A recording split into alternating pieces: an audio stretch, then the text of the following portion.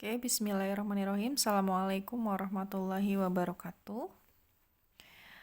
Selamat datang di mata kuliah Matematika untuk Fisika 2. Ini merupakan lanjutan dari mata kuliah Matematika untuk Fisika 1. Dalam mata kuliah ini, semester ini, rombel kalian akan diampu oleh Pak Agus, Dr. Agus Sulianto, dan saya sendiri. Jadi kita kuliah dalam tidak akan pernah terulang, semoga tidak akan pernah terulang lagi ya kita kuliah online sepanjang semester rencananya. Pak WR1 sudah mengumumkan akan ada tatap muka, tapi kita belum tahu lihat keadaan. Jadi kita semua berdoa saja semoga pandemi ini segera berakhir. Jadi kita bisa kuliah secara offline tatap muka yang jelas lebih efektif dan lebih bisa saling interaksi dua pihak gitu ya. Jadi kalau seperti ini kan interaksinya kan kurang terjalin gitu. Nah, untuk bab pertama itu akan kita bahas mengenai yang namanya kalkulus variasi. Kalkulus variasi itu apa sih? Kemarin itu, lanjut mata kuliah matematika untuk fisika yang kedua ini adalah lanjutan dari mata kuliah yang sudah kalian ambil semester lalu, yaitu matematika untuk fisika yang kedua. Mata kuliah matfis ini berisi tools-tools dalam matematika yang nantinya berguna untuk menyelesaikan persoalan-persoalan yang ada dalam fisika yang akan kalian gunakan di mata kuliah selanjutnya.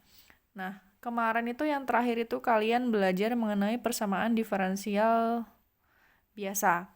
Nah, selanjutnya adalah kalkulus variasi. Nah, kalkulus variasi itu apa sih? Kalkulus variasi itu adalah tools dalam matematika yang digunakan untuk mencari lintasan suatu fungsi yang nilainya ekstrim. Jadi dia adalah cara di dalam matematika untuk mencari lintasan yang nilainya ekstrim. Ekstrim ini bisa maksimum atau minimum. Jadi kalkulus variasi itu adalah cara mencari lintasan suatu fungsi yang nilainya ekstrim, bisa maksimum atau minimum. Nah, dalam kasus matfis ini yang akan kita pelajari pada bab ini, itu umumnya adalah mencari nilai yang minimum. Itu nanti kita pakai cara namanya kalkulus variasi. Nah, untuk apa sih kita belajar kalkulus variasi sebenarnya? Untuk apa sih, Bu, kita mencari lintasan suatu fungsi yang nilainya minimum gitu? Itu sangat berguna untuk masalah-masalah fisika yang akan kita pelajari nanti-nantinya. Bukan hanya masalah fisika, di kehidupan sehari-hari juga dia berguna ya. Contohnya nih, saya punya contoh. Ini adalah perjalanan kalian, misal kita lagi mau liburan dari kota Semarang menuju ke Solo. Misal kalian bisa lewat mana nih? Kalian bisa lewat Ungaran dan sebagainya. Misal lintasannya seperti ini ya. Lalu kalian bisa lewat mana? Bisa lewat Jogja, bisa dari Semarang Jogja dulu baru Solo, boleh, terserah kalian lintasannya kayak gini misal. Atau bisa lewat mana? Bisa lewat tol, Bu, Semarang Solo. Oh, boleh. Begini lintasannya ya. Atau lewat manapun, terserah kalian. Banyak lintasan, banyak jalan dari Semarang ke Solo. Pokoknya dari Semarang sampai ke Solo. Dari Semarang ke Purwokerto dulu, abis itu ke Jogja, Solo. Boleh, silahkan. Banyak cara, banyak lintasan untuk sampai ke Solo kalau kalian dari Semarang. Tapi yang kalian cari itu yang mana biasanya? Apakah kalian akan dari Semarang ke Purwokerto dulu, ke Jogja, baru ke Solo? Atau dari Semarang ke Jogja, ke Solo? Atau Semarang lewat Salatiga ya, lewat Ungaran, Salatiga, Solo? Atau via tol, langsung Semarang, Solo? Biasanya kalau umumnya, kalau kalian nggak mau touring ya, kalau umumnya orang-orang mencari adalah lintasan yang terpendek. Untuk apa? Untuk menghemat bensin, menghemat waktu. Pasti kalian mencari lintasan yang terpendek gitu ya. Makanya untuk mencari lintasan yang terpendek ini sangatlah penting di dalam fisika. Untuk masalah-masalah fisika selanjutnya tuh dia penting. Bukan hanya di fisika ya, di kehidupan sehari-hari itu juga kita biasanya mencari sesuatu yang paling mudah. Paling mudah, paling gampang, paling pendek, paling cepat kan gitu ya. Oke. Nah, contohnya di fisika itu, contohnya adalah ini, peristiwa pemantulan pada cermin datar.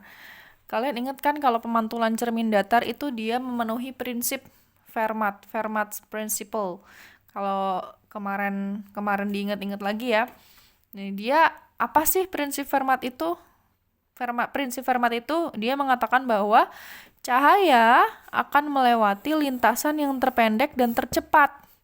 Nah, berarti kan ini memenuhi kalkulus variasi kan? Bahwa cahaya dalam proses pemantulan ini dia akan melewati lintasan yang terpendek dan tercepat. Ini ya, kalau saya gambarkan proses pemantulan begini ya. Misal ini cermin. Ini adalah cermin. Ini adalah sinar datang dari A menuju ke cermin lalu dipantulkan menuju ke B. Gini ya.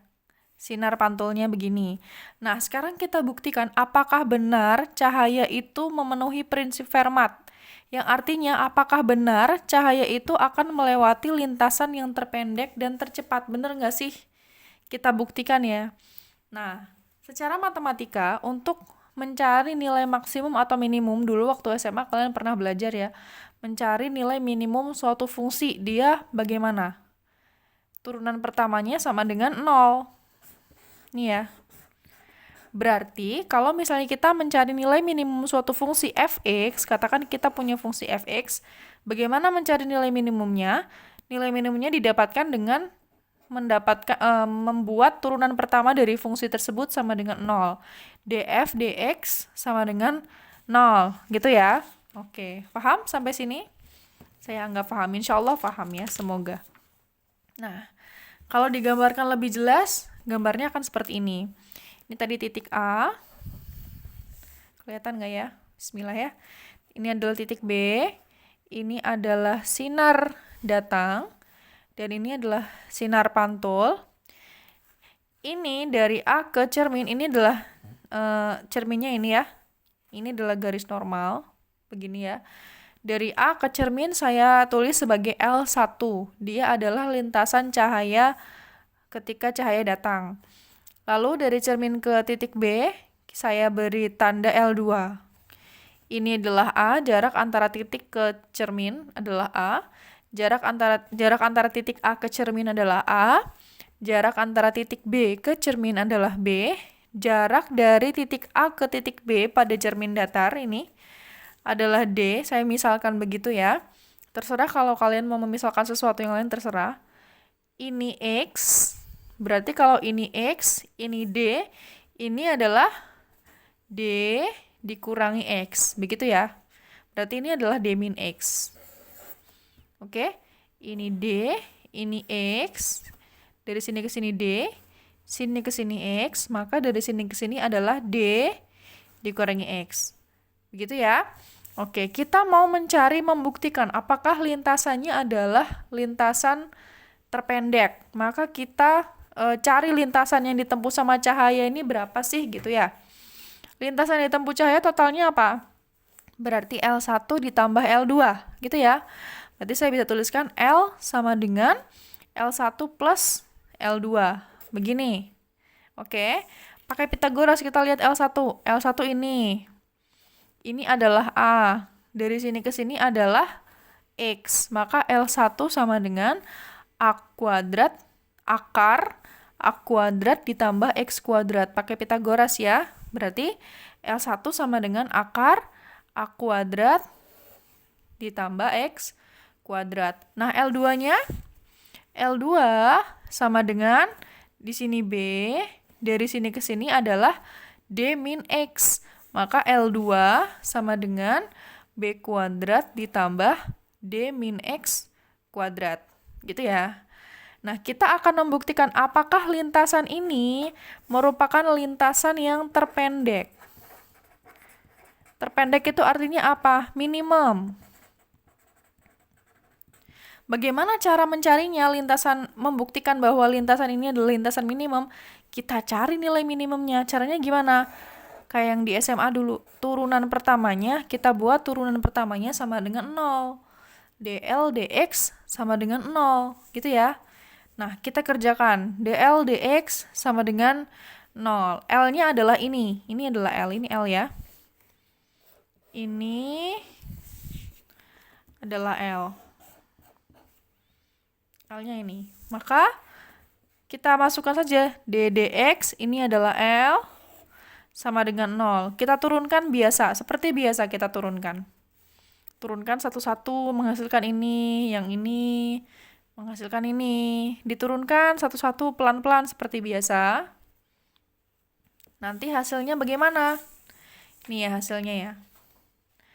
Hasilnya dia akan menghasilkan persamaan seperti ini. X per akar A kuadrat plus X kuadrat min D min X per akar B kuadrat plus D min X kuadrat sama dengan 0.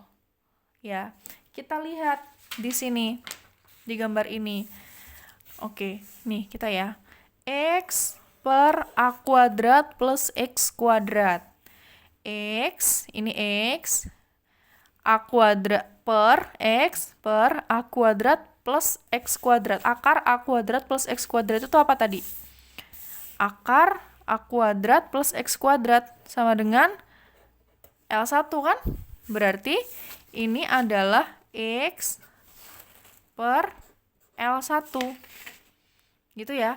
Yang ini D min X per akar B kuadrat plus D min X kuadrat. Ini tidak lain tidak bukan adalah D min X per L2. Kita lihat di gambar. X dibagi L1. X dibagi L1. Di sini ada theta 1. Berarti kalau X per L1 itu apa? Sin theta 1 ya. Kalau kita sin theta 1, theta 1-nya di sini ya. Sin theta 1 adalah X depan per miring. Sin theta 1 adalah X per L1. Gitu kan? Berarti ini adalah sin theta 1. Demikian juga dengan yang ini. Ini ketika kita lihat di gambar, D min X per L2. D min X per L2. Di sini ada theta 2. Sin theta 2 sama dengan depan per miring. Sama dengan D min X per L2. Maka ini adalah sin theta 2. Gitu ya. Jadi, sin theta 1 dari sini kita bisa dapatkan sin theta 1 dikurangi sin theta 2 sama dengan 0. Maka sin theta 1 sama dengan sin theta 2. Gitu kan? Kalau misalnya ada indeks bias yang berbeda, indeks biasnya berbeda, maka kita bisa tuliskan N1 sin theta 1 sama dengan N2 sin theta 2. Ini apa namanya? Hukum Snellius yang biasa kita pakai sebagai hukum yang ada dalam pemantulan maupun pembiasan ya. Berarti selama ini kita menggunakan hukum Snellius. Hukum Snellius ini didapatkan dari mana? Dari pembuktian kalkulus variasi untuk lintasan yang ditempuh cahaya ini. Berarti selama ini kita sudah menggunakan prinsip Fermat. Prinsip Fermat itu benar apa enggak? Benar, kita sudah buktikan kan tadi? Menggunakan persamaan ini, menggunakan kalkulus variasi ya. Kita sudah buktikan prinsip Fermat itu benar dan menghasilkan hukum Snellius. Jadi, hukum Snellius itu sudah mengacu pada prinsip Fermat, yaitu cahaya menempuh lintasan yang terpendek dan tercepat. Tadi kita sudah buktikan menggunakan kalkulus variasi, gitu ya. Oke, itu adalah contoh yang pertama. Nah, ini adalah kasus pemantulan cahaya. Bagaimana kalau kita menggunakan fungsi secara umum, Bu? Mencari kalkulus variasi, mencari lintasan yang terpendek untuk fungsi secara umum. Nah, dalam kalkulus variasi kita definisikan seperti ini, menggunakan integral. Nggak usah pusing dulu ya, lihat integral. Nggak apa-apa, integral itu bisa diselesaikan, asal kalian mau belajar. Kalau kalian nggak mau belajar, ya nggak bisa selesai. Kita definisikan seperti ini, I sama dengan integral X1, X2, F, fungsi X, Y aksen dx, di mana Y aksen sama dengan dy dx. Kita definisikan suatu integral bentuknya seperti ini. Nah, kurva yang mempunyai nilai yang terpendek itu yang mana? Kurva yang lintasannya terpendek itu yang mana? Yang ini. Kita itu mau mencari kurva Y di sini yang membuat integral ini itu minimum. Ya, jadi kita definisikan kita punya integral I sama dengan integral X1, X2, F, fungsi X, Y aksen DX, kita mau mencari kurva ini, kurva Y sama dengan YX, Y itu fungsi X ya, Y fungsi X, agar supaya integral I-nya ini minimum. Itu adalah kalkulus variasi secara umum begitu. Caranya gimana? Caranya pamungkasnya dia adalah menggunakan persamaan Euler namanya. Persamaan Euler, atau kalau misalnya di buku-buku kalian bisa baca persamaan Euler-Lagrange gitu ya.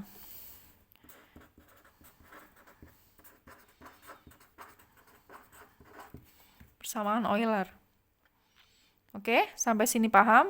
Nanti kalau tidak paham kita bisa diskusikan di WhatsApp group atau di via Elena gitu ya.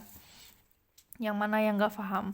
Nah, persamaan Euler itu seperti apa sih? Kalian bisa baca buku Mary L. Boas untuk penurunannya karena sangat panjang, jadi sepertinya tidak mungkin kalau misalnya saya jelaskan di sini. Jadi untuk penurunannya nanti bisa dilihat di buku saja ya. Nah, pokoknya sekarang saya mau menjelaskan persamaan Euler itu seperti ini.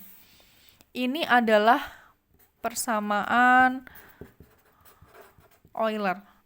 ddx do f do y aksen min do f do y sama dengan 0. Ingat, ini do sama d beda ya. Kalau do ini turunan apa? Parsial. Jadi turunan parsial bagaimana? Bisa ya?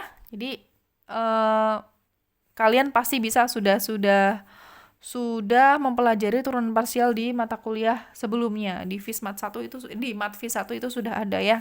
Jadi tidak perlu saya jelaskan di sini. Jadi inilah persamaan Euler. ddx do f do y aksen min do f do y sama dengan 0. Saya yakin kalian pasti bingung nih sampai sini nih. Gunanya untuk apa? Tadi integral itu untuk apa? Sebenarnya saya nggak ngerti. Gitu. Nah, untuk ngerti itu gimana? Kita kasih contoh. Contoh nih ya, contoh. Ini ada suatu kurva. Ini ada titik A. Di sini ada titik A, x1, y1. Di sini ya. Lalu di sini ada titik B, x2, y2. Saya ingin mencari berapakah lintasan apa? Lintasan apa yang terpendek yang menghubungkan titik A dan titik B? Kalian pasti tahu jawabannya kan? Kalau misalnya kalian punya kurva begini. Dari titik A ke titik B, kira-kira lintasan apa yang terpendek? Jawabannya pasti garis lurus. Ya kan? Masa ya garis ini lebih pendek daripada garis lurus?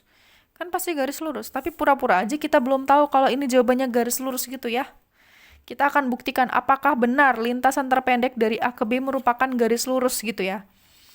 Oke? Nah, misal ini adalah kurva yang lintasan kurva yang menghubungkan dari A ke B, bentuknya seperti ini. Begini ya, continue begini.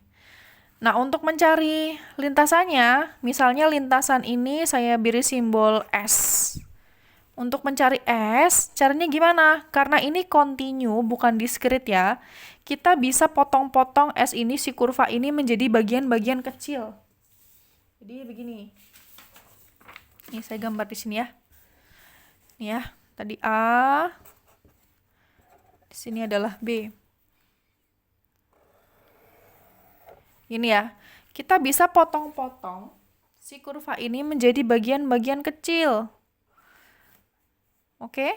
Nah, ini bagian kecil ini namanya, karena ini tadi kurvanya itu dia S totalnya, ini adalah DS. Oke?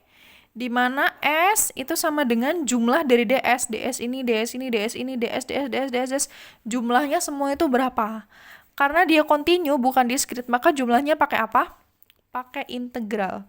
Integral dari A ke B ds. Begini kan? Ingat nggak sih? Ingat dong. Di matematika dasar sepertinya sudah ada. Ya. Lah ds ini apa? Ini kalau misalnya ini kan ds kan sebagian yang sangat kecil dari kurva. Bisa dianggap sebagai garis lurus walaupun dia sebenarnya tidak lurus ya kurvanya. Tapi karena dia sangat kecil, misalnya begini, tapi sangat kecil, dia bisa dianggap sebagai garis lurus. Nah, ini ds ini apa? Ini kalau saya hubungkan begini kan membentuk suatu segitiga ya. Tadi kalau ini adalah X, ini adalah Y. DS ini kalau saya perbesar, kalau saya ini saya zoom gitu ya. Ini begini bentuknya. Ini DS. Ini apa ini? Ini sumbu X, berarti ini DX. Dan di sini adalah DY. Maka DS itu sama dengan akar dari DX kuadrat plus DY kuadrat. Begini ya, adik-adik. Paham ya sampai sini? Masuk sini nih. Kan S sama dengan integral A ke B ds. ds-nya adalah akar dx kuadrat plus dy kuadrat. Nih, saya sudah kerjakan tadi ya. Jangan khawatir. ds sama dengan akar dx kuadrat plus dy kuadrat. Sampai sini paham ya? Oke. Kita keluarkan dx-nya supaya mudah. dx kuadrat, sorry. dx kuadrat kita keluarkan. dx kuadrat berarti tinggal 1 plus dy kuadrat per dx kuadrat. Ini kalau kita hilangkan dx-nya begini ya, dx-nya kita masukkan lagi, jadinya persamaan yang atas. Ini hanya untuk mempermudah aja. Dx kuadratnya kita keluarkan. Oke? Paham ya? Ini berarti kan jadi apa? Jadi gimana nih? Ini adalah akar 1 plus dy kuadrat per dx kuadrat. Gini ya. Dx-nya kan udah di luar nih. Dx kuadrat di akar. Berarti tinggal apa? Dx, tapi dia di luar akar. Gini ya. Jadinya ini ya.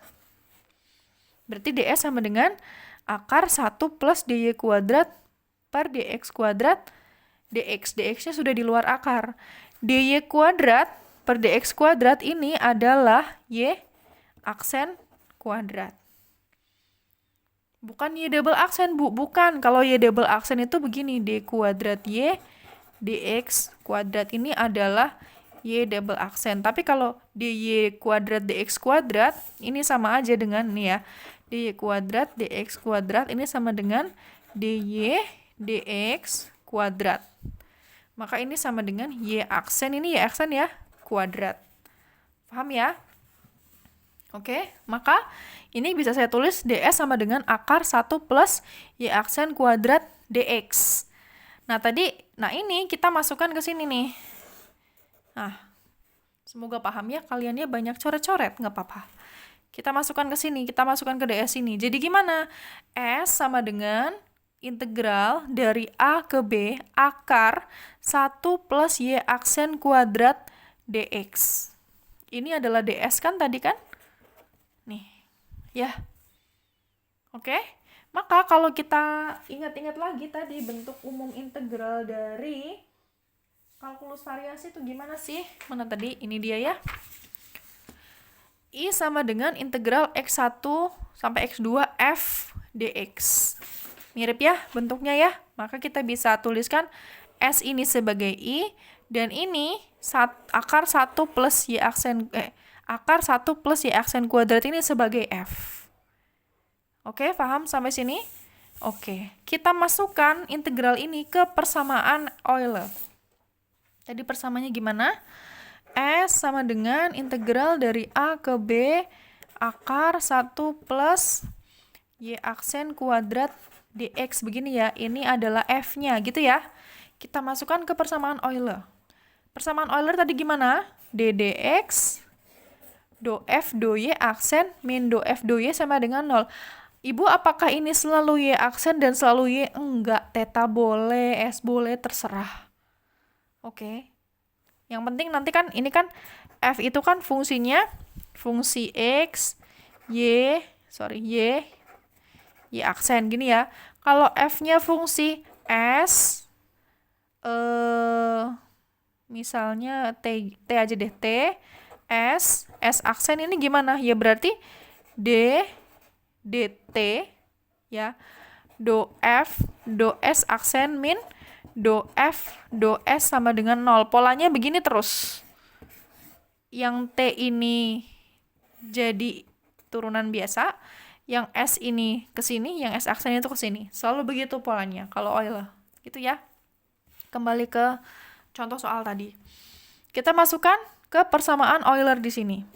Di dx do f do y aksen min do f do y sama dengan 0. Kita masukkan f-nya. F adalah akar 1 plus y aksen kuadrat. Maka ddx do y aksen, ini f-nya, min do y, ini f-nya, sama dengan 0. Kita lihat di sini, yang di kotak ini nih, kita lihat. Mana spidol saya yang warna lain ya? Nggak ke bawah. Yang dikotakin ini kita lihat. Yang di kotak hitam, kita lihat. Do y akar 1 plus y aksen kuadrat. Ada y-nya enggak? F ini ada mengandung unsur y enggak? Enggak kan? F ini kan hanya mengandung y aksen toh. Kalau hanya mengandung y aksen, maka ini dianggap sebagai suatu konstanta. Suatu konstanta jika diturunkan dia hasilnya sama dengan 0. Berarti yang di kotak hitam ini dia sama dengan 0. Oke? Berarti yang eksis yang mana? Yang ini. Ya.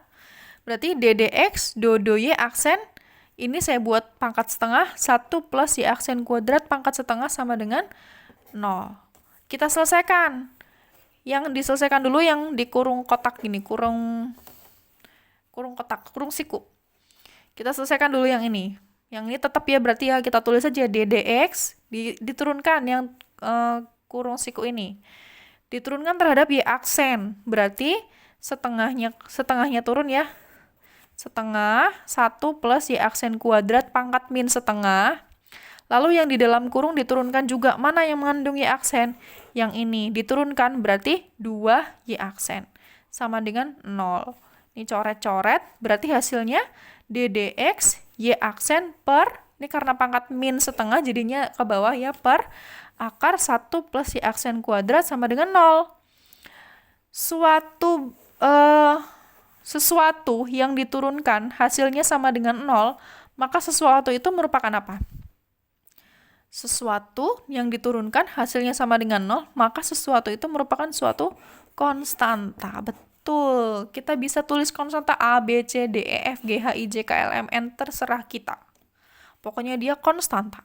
Maka bisa saya tulis y aksen per akar 1 plus y aksen kuadrat sama dengan M. M ini konstanta ya. Konstanta. Kalau misalnya ini, yang bawah ini, saya kalikan ke M, konstanta dikalikan ke M, berarti hasilnya apa? Sesuatu dikalikan konstanta, yuk hasilnya konstanta kan? Maka bisa saya tulis y aksen sama dengan M. Y aksen ini dy dx sama dengan M, maka dy sama dengan M dx. Untuk mencari y gimana caranya? Diintegralkanlah kedua sisi. Berarti integral dy sama dengan integral M dx. Integral dy itu apa? Y. M itu konstanta kan? Ya kan? Berarti y sama dengan M integral dx. Maka y sama dengan M integral dx itu apa? Yo x ditambah suatu konstanta kan gitu kan? Hasilnya berarti gimana hasilnya? Y sama dengan mx plus c. Ini apa ini? Kita ingat-ingat lagi ya, ini adalah persamaan garis lurus. Oke, ini adalah persamaan garis lurus. Maka benar tadi. Berarti lintasan yang menghubungkan antara A ke B adalah suatu garis lurus. Sudah kita buktikan ya, menggunakan kalkulus variasi dan menggunakan persamaan Euler-Lagrange. Sampai sini bingung? Semoga paham ya. Sampai sini paham? Oke, ini aplikasi persamaan Euler ini bisa macam-macam ya. Bisa ada di Pegas, bisa ada di mekanika klasik, itu juga banyak. Jadi aplikasi-aplikasinya itu sangat banyak. Kalau misalnya kalian menemukan aplikasi untuk yang menggunakan persamaan Euler-Lagrange tapi tidak bisa menjawab pertanyaan atau mencari solusinya, bisa ditanyakan kepada saya atau kepada Pak Agus begitu ya. Oke, untuk pertemuan yang pertama ini saya rasa cukup ya. Nanti untuk pertemuan selanjutnya akan kita lanjutkan ke penggunaan Euler-Lagrange untuk masalah-masalah yang fisika yang lebih lanjut gitu ya. Jadi jika ada yang mau ditanyakan, nanti tugasnya akan kami upload di Elena. Jika ada yang ditanyakan bisa dikomunikasikan via WhatsApp group, begitu ya. Terima kasih atas perhatiannya. Kita berdoa semoga pandemi ini segera berakhir. Semoga ilmu yang kami berikan ini bermanfaat. Kita bertemu lagi di pertemuan selanjutnya. Wassalamualaikum warahmatullahi wabarakatuh.